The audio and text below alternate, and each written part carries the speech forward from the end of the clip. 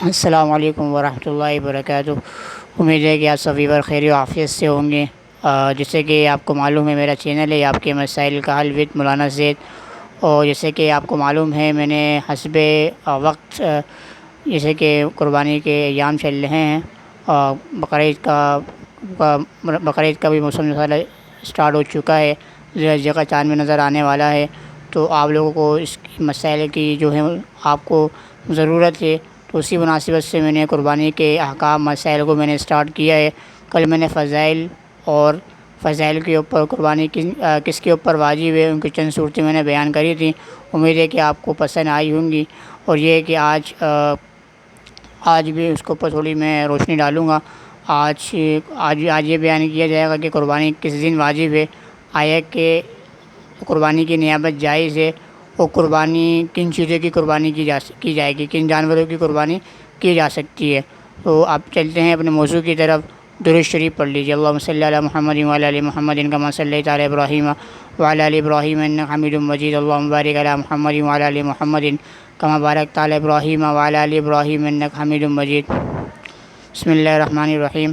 بقرعید کی 10ویں تاریخ سے لے کر 12ویں تاریخ تک کی شام آفتاب غروب ہونے سے پہلے تک قربانی کا وقت ہے۔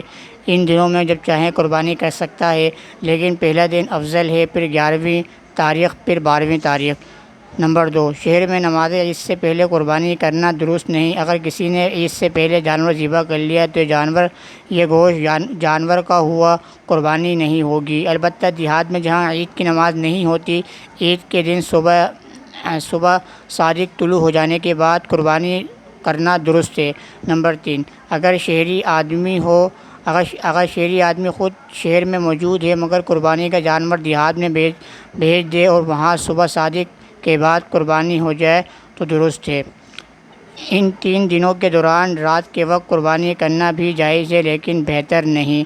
اگر ان 3 دنوں کے اندر کوئی مسافر اپنے وطن پہنچ گیا، اس نے کہیں اقامت کی نیت کر لی اور وہ صاحب نصاب ہے، تو اس کے ذمے قربانی واجب ہوگی۔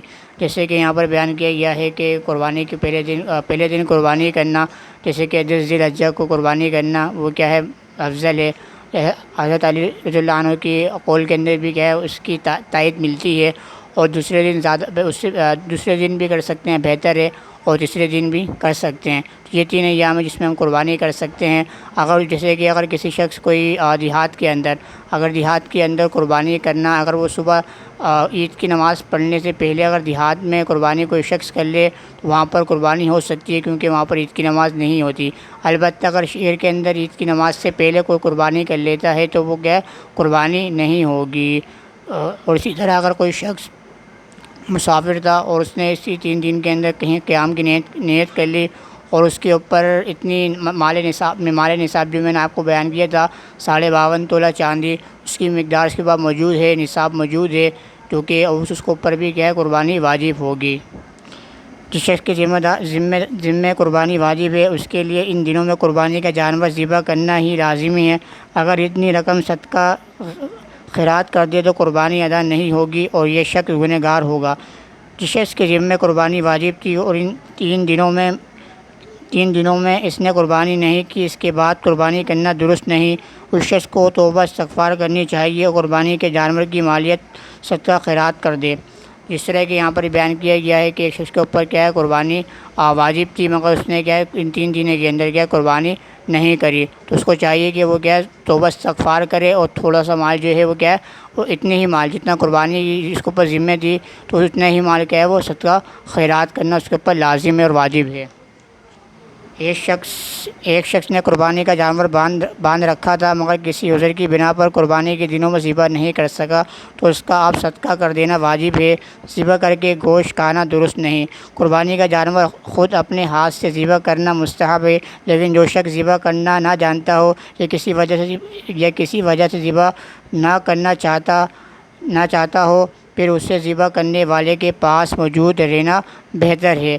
قربانی کا جانور ذبح کرتے وقت زبان سے نیت کے الفاظ پڑھنا ضروری نہیں، بلکہ دل سے نیت کر لینا کافی ہے۔ بعض دعائیں جو حدیث پاک میں منقول ہے، اگر کسی کو یاد ہو تو ان کا پڑھنا مستحب ہے۔ جیسے کہ ایک شخص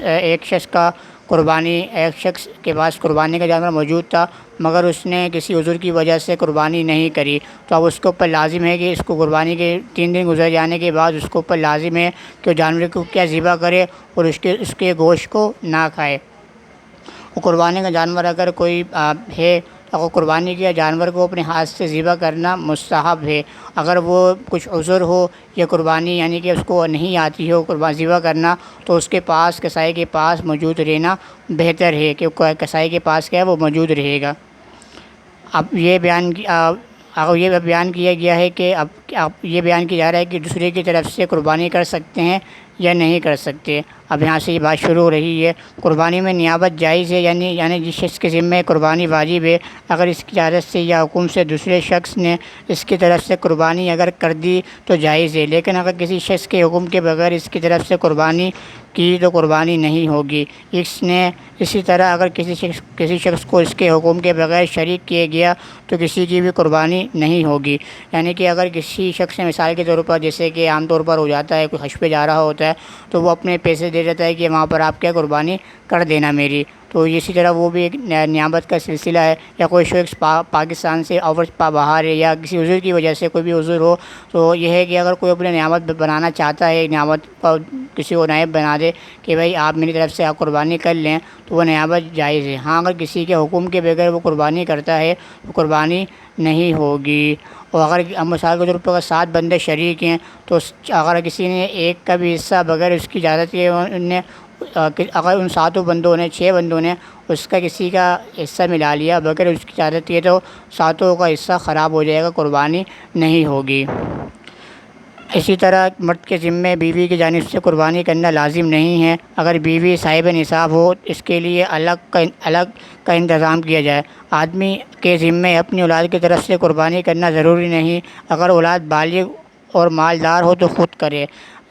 جس شخص کو اللہ تعالیٰ نے توفیق دی ہو اور وہ اپنی واجب قربانی کے علاوہ اپنے مرحوم والدین اور دیگر بزرگوں کی طرف سے بھی قربانی کرے، اس کا بڑا اجر و ثواب ہے۔ ہاں حضرت صلی اللہ علیہ وسلم کی ذات گرامی کے بعد ہم پر بڑے احسانات حقوق ہیں، اللہ تعالیٰ نے گنجائش دی ہے تو آپ صلی اللہ علیہ وسلم کی طرف سے بھی قربانی کی جائے، مگر اپنی واجب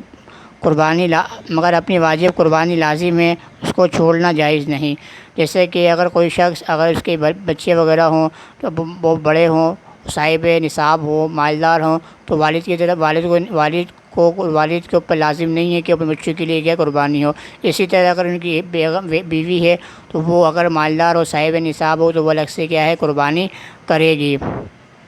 اور اسی طرف سے اگر جس شخص کو اللہ تعالیٰ نے قربانی کی توفیق دی ہے، وہ قربانی کے علاوہ اگر جس کو اللہ تعالیٰ نے قربانی کی توفیق دی ہے قربانی کر رہا ہے، تو اسی طرح اپنے مرحومین کی طرف سے بھی قربانی وہ کر سکتا ہے، جیسے کہ آپ صلی اللہ علیہ وسلم کی طرف سے صحابہ کرام کی نیت سے بھی وہ قربانی کر سکتا ہے، قصہ ان کے رکھ لے، اللہ نے ان کو توفیق دی ہے۔ مگر یہ کہ وہ ایسا نہیں ہے کہ وہ اپنا جو اس کے اوپر ذمہ ہے جو لازم قربانی اس کو چھوڑ کے وہ کرے، بلکہ کیا ہے اگر حیثیت ہے تو وہ کر سکتا ہے جب کہ اس کو اپنی قربانی جو لازم ہے اس کو چھوڑنا نہ پڑے۔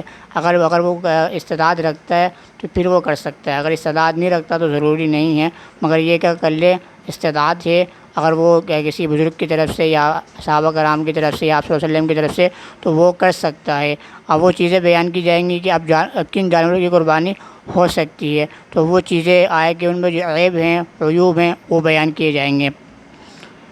بکری بکرا قربانی کن جانوروں کی جائز ہے؟ بکری، بکرا، مینڈا، بھیڑ، دمبا، گائے، بیل، بھینس، بھینسا، اونٹ، اونٹنے کی قربانی درست ہے، ان کے علاوہ کسی اور جانور کی قربانی درست نہیں۔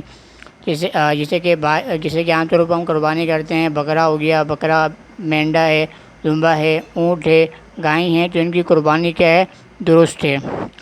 گائے، بھینس، اونٹ میں اگر 7 آدمی شریک ہو کر قربانی کریں تو بھی درست ہے، مگر ضروری ہے کہ کسی کا حصہ 7ویں حصے سے کم نہ ہو، اور یہ بھی شرط ہے کہ سب کی نیت قربانی یا عقیقے کی ہو، صرف گوشت کھانے کے لیے حصہ رکھنا مقصود نہ ہو۔ اگر ایک آدمی کی نیت بھی صحیح نہ ہو تو کسی کی بھی قربانی صحیح نہیں ہوگی۔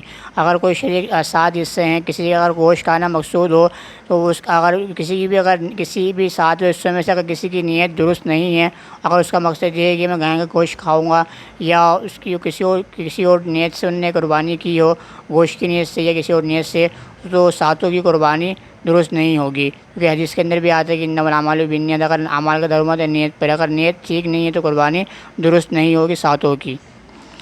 کسی نے قربانی کے لیے گائے خریدی اور خریدتے وقت یہ نیت تھی کہ دوسرے لوگوں کو بھی اس میں شریک کر لیں گے اور بعد میں دوسروں کا حصہ رکھ لیا تو یہ درست ہے، لیکن اگر گائے خریدتے وقت دوسرے لوگوں کو شریک کرنے کی نیت نہیں تھی بلکہ پوری گائے اپنی طرف سے قربانی کی نیت تھی، مگر اب دوسروں کو بھی شریک کرنا چاہتا ہے تو یہ دیکھیں گے کہ آیا اس شخص کے ذمہ قربانی واجب ہے یا نہیں۔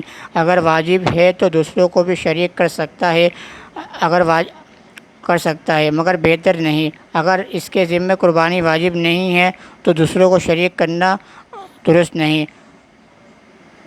اگر قربانی کا جانور گم ہو گیا اور اس نے دوسرا خرید لیا، پھر اتفاق سے پہلا بھی مل گیا تو اگر اس شخص کے ذمہ قربانی واجب تھی تب تو صرف ایک جانور کی قربانی اس کے ذمہ ہے، اگر واجب نہیں تھی تو دونوں جانوروں کی قربانی لازم ہوگی۔ جیسے کہ ایک شخص کا جانور تھا وہ گم ہو گیا، ایک شخص دوسرا جانور لے کر آ گیا، اگر اس کی دوبارہ ایک دوسرا جانور تھا وہ اس کو مل گیا، مگر یہ اگر وہ مل گیا تو آئے کہ اس کے اوپر قربانی لازم، دونوں جانوروں کی قربانی لازم ہوگی یا نہیں۔ تو یہ ہے کہ اس میں بتایا گیا ہے کہ ایک جانور جو ہے اس کے پاس اس کی قربانی لازم ہوگی اس صورت میں جب وہ اس کے اوپر قربانی واجب تھی، اگر اس کے اوپر قربانی لازم نہیں تھی تو اب کیا ہے دونوں کی قربانی کیا اس کے اوپر لازم ہوگی۔ بکری اگر 1 سال سے کم عمر کی ہو، خواہ وہ ایک ہی دن کی کمی ہو تو اس کی قربانی کرنا درست نہیں، پورے سال کی ہو تو درست ہے۔ اگر گائے یا بھینس پورے 2 سال کی ہو تو قربانی درست ہوگی، اس سے کم عمر کی ہو تو درست نہیں۔ اونٹ پورے 5 سال کا ہو تو قربانی درست ہے۔ اب یہاں سے ان کی بکری کی عمر کیا ہے جو ہوگی کمپلیٹ 1 سال ہو، ایک دن بھی اگر کم ہوگی تو قربانی نہیں ہوگی۔ گائے ہے، بھینس ہے، بیل ہے تو اس کی کم از کم عمر 2 سال ہو، اور جو اونٹ ہے اس کی کم از کم جو عمر ہوگی وہ 7 سال ہوگی، اگر 7 سال ہے تو اس کی قربانی ہو جائے گی۔ بھیڑ یا دمبا اگر 6 مہینے سے زائد کا ہو، اتنا فربا ہو یعنی موٹا تازہ ہو کہ اگر پورے سال والا بھیڑیوں کے درمیان چھوڑا جائے تو فرق معلوم نہ ہو تو اس کی قربانی درست ہے، اگر کچھ فرق معلوم ہوتا ہے تو قربانی درست نہیں۔ اگر بھیڑ اتنا موٹا ہے کہ 6 مہینے کا اگر اس کو کھڑا کیا جائے، 6 مہینے کا ہے اس کو کھڑا کیا جائے، سال بھر کے جو دمبے ہیں، سال بھر کے جو عمر والے دمبے ہیں ان کے درمیان اس کو اگر کھڑا کیا جائے تو وہ اتنا فربا ہو تو اس کی قربانی درست ہوگی۔ اگر فربا نہیں ہے، موٹا نہیں ہے، فرق معلوم نہیں ہوتا کہ ان جیسا نہیں لگتا سال والوں کی طرح جو فربا موٹے ہیں، تو اس صورت میں اگر فربا نہیں ہے تو اس صورت میں اس کی قربانی نہیں ہوگی۔ جو جانور اگر اتنا لنگڑا ہو کہ صرف 3 پاؤں سے چلتا ہو، چوتھا پاؤں زمین پر رکھتا ہی نہیں یا رکھتا ہے مگر اس سے چل نہیں سکتا تو اس کی قربانی درست نہیں۔ اگر چلنے میں چوتھے پاؤں کا سہارا تو لیتا ہے مگر لنگڑا کر چلتا ہے تو اس کی قربانی درست ہے۔ جیسے کہ عام طور پر جانور ہیں وہ 4 ٹانگوں پہ جیسے ہوتے ہیں اور 4 ٹانگوں کی وجہ سے ہوتے ہیں، تو اگر یہ ہے کہ 3 ٹانگوں اس کی ٹھیک ہے، ایک ٹانگ بالکل خراب ہے تو اگر وہ 3 ٹانگوں تو چلتا ہے، ایک ٹانگ بالکل زمین پر رکھ نہیں پاتا، قربانی درست نہیں ہوگی۔ ہاں یہ ہے کہ چوتھی ٹانگ کو رکھ کر چل رہا ہے، اس کا بھی سہارا لے رہا ہے تو اس صورت میں قربانی ہو جائے گی۔ اگر ایک ٹانگ سے چوتھی ٹانگ سے سہارا نہیں لے رہا تو اس صورت میں قربانی نہیں ہوگی۔ اگر جانور اتنا دبلا ہو کہ اس کی ہڈیوں میں گودا تک نہ رہا تو اس کی قربانی درست نہیں، اگر ایسا دبلا نہ ہو تو یہ قربانی درست ہے۔ جانور جتنا موٹا فربا ہو اسی قدر قربانی اچھی ہوگی۔ اگر جانور اتنا دبلا پتلا ہے کہ وہ قربانی گاہ تک نہیں پہنچ سکتا، چل نہیں سکتا، یہ کمزور ہے، اس کی ہڈیاں وغیرہ نظر آ رہی ہیں، گردہ نظر آ رہا ہے تو اس صورت میں قربانی نہیں ہوگی۔ اگر فربا موٹا جانور ہے تو وہ کیا ہے زیادہ بہتر اچھا ہے تو اس کی قربانی ہو جائے گی۔ کمزور ضعیف جانور کی قربانی نہیں ہوگی۔ جس جانور کے دانت بالکل نہ ہو یا زیادہ دانت جھڑ گئے ہوں اس کی قربانی درست نہیں۔ جیسے کہ جس جانور کے دانت بالکل بھی نہ ہو یا دانت آئے تو ہیں یا بالکل زیادہ دانت جھڑ گئے ہوں، ٹوٹ گئے ہوں تو اس کی یہ قربانی درست نہیں ہے۔ جس جانور کی پیدائشی کان نہ ہو اس کی قربانی کرنا درست نہیں۔ اگر کان تو ہو مگر چھوٹے ہوں اس کی قربانی کرنا درست نہیں۔ اگر قربانی کے جانور کے پیدائشی کان نہیں ہے ایک جانور کے تو اس جانور کی قربانی جائز نہیں ہے۔ ہاں جانور کان تو ہیں مگر چھوٹے ہیں، تو چھوٹے ہیں تو مگر تو اس صورت کے اندر قربانی کیا ہے جائز ہوگی۔ جس جانور کے پیدائشی طور پر سینگ نہ ہو اس کی قربانی درست ہے۔ اگر سینگ تھے مگر ٹوٹ گئے تو صرف اوپر سے خول اترا ہے، اندر کا کوئی گودا باقی ہے تو قربانی درست ہے۔ اگر جڑی سے نکل گیا تو اس کی قربانی درست نہیں۔ خصی جانور کی قربانی جائز بلکہ افضل ہے۔ ایک جانور اس کے سینگ وغیرہ کیا ہیں قدرتی نہیں ہیں تو اس صورت میں قربانی جائز ہوگی۔ یا اوپر کا خول وغیرہ تھا وہ ہٹ گیا، گردہ اندر باقی ہے، خول وغیرہ ہٹ گیا ہے تو اس صورت میں قربانی ہو جائے گی۔ یہ کہ اس کی سینگ تھی وہ کیا اکھاڑ لیے، نکل گئی کسی طرح سے اس کا وہ، تو اس صورت میں قربانی نہیں ہوگی، کیونکہ جیسے یہ اوپر کے سینگ وغیرہ نکل جاتے ہیں، عام طور پہ جو بیپاری وغیرہ ہوتے ہیں اس کے سینگ نکال دیتے ہیں تو اس صورت میں قربانی نہیں ہوگی۔ جس جانور کے خارش ہو تو اگر خارش کا اثر صرف جلد تک محدود ہے تو اس کی قربانی درست ہے۔ اگر خارش کا اثر گوشت تک پہنچ گیا اور جانور اس کی وجہ سے لاغر دبلا ہو گیا تو اس کی قربانی درست نہیں۔ اگر جانور کی خارش ہے وہ خارش کے گوشت تک اثر انداز نہیں ہے تو اس صورت میں قربانی ہو جائے گی۔ اگر جس کی خارش ہے وہ گوشت تک اثر انداز ہو رہی ہے جو کہ اس کو ضعیف کر رہی ہے، اندر سے فربہ نہیں ہو رہا جس کی وجہ سے وہ، تو اس صورت میں کیا ہے قربانی درست نہیں ہوگی۔ اگر جانور خریدنے کے بعد اس میں کوئی عیب ایسا پیدا ہوگی جس کی وجہ سے اس کی قربانی درست نہیں، تو اگر یہ شخص صاحب نصاب ہے اس پر قربانی واجب ہے تو اس کی جگہ تندرست جانور خرید کر قربانی کرے۔ اگر اس شخص کے ذمہ قربانی واجب نہیں تھی تو وہ اسی جانور کی قربانی کر دے۔ جانور پہلے تو صحیح سالم تھا مگر اس ذبح کرتے وقت جو اس کو لٹایا تو اس کی وجہ سے اس میں کچھ عیب پیدا ہو گیا، اس کا کچھ حرج نہیں، اس کی قربانی درست ہے۔ ایک مثال کے طور پر جیسے کہ عام طور پر یہ ہوتا ہے کہ ہم جانور خریدنے کے لیے جاتے ہیں، جب آتے ہیں تو کچھ عیب نکل آتا ہے، آئے کہ اس کو دیکھا جائے گا کہ وہ نصاب کا مالک ہے، اس کے اوپر قربانی لازم ہے۔ اگر قربانی لازم ہے اس کے اوپر تو اس سے کہا جائے گا کہ آپ کے یہاں دوسرا جانور لے کر آئیں۔ اگر اس کے اوپر قربانی لازم نہیں تھی تو اس کی قربانی کیا ہے، اس سے کہا جائے گا کہ آپ یہی قربانی کر لیں۔ ایک یہ تھا کہ قربانی جانور سے سالم لے کر آئے تھے مگر جب جیسے کہ عام طور پر کسائی وغیرہ جو کہ کبھی بعض مرتبہ جو اناڑی کسائی کہتے ہیں وہ ان کو لٹاتے ہیں، گراتے ہیں، جانور کو کچھ لگ جاتی ہے، تو اب آئے کہ اس کی قربانی ہوگی یا نہیں ہوگی، تو یہ ہے کہ اس کی قربانی ہو جائے گی۔ تو یہ ہے کہ آج جو جن جانوروں کی قربانی تھی، آج جو آپ سے کہا تھا کہ کن جانوروں کی قربانی جائز ہے، کن جانوروں کی قربانی جائز نہیں، تو یہ وہ صورتیں میں نے آج بیان کی ہیں اور امید ہے کہ آپ کو پسند آئی ہوں گی۔ اور یہ ہے کہ کچھ چیزیں اگر آپ کو معلوم نہیں ہو سکی، اگر آپ کو یا آپ پوچھنا چاہتے ہیں تو آپ مجھ سے کمنٹ کر سکتے ہیں، میں انشاءاللہ تعالیٰ آپ کی ساری باتوں کا جواب دوں گا۔ کل انشاءاللہ تعالیٰ آگے اور تفصیل سے اور وضاحت کے ساتھ آگے اس کو بیان کروں گا۔ میرا چینل ہے آپ کے مسائل کا حل وتھ مولانا زید، آپ سے درخواست ہے کہ اس کو آپ خوب شیئر کیجئے اور آگے سے آگے اس کو خوب شیئر کیجئے اور نیچے دیے گئے بیل آئکن کے بٹن کو آپ کلک کیجئے۔ میں آپ سے زیادہ چاہتا ہوں۔ السلام علیکم ورحمۃ اللہ وبرکاتہ۔ ٹیک کیئر، اللہ حافظ۔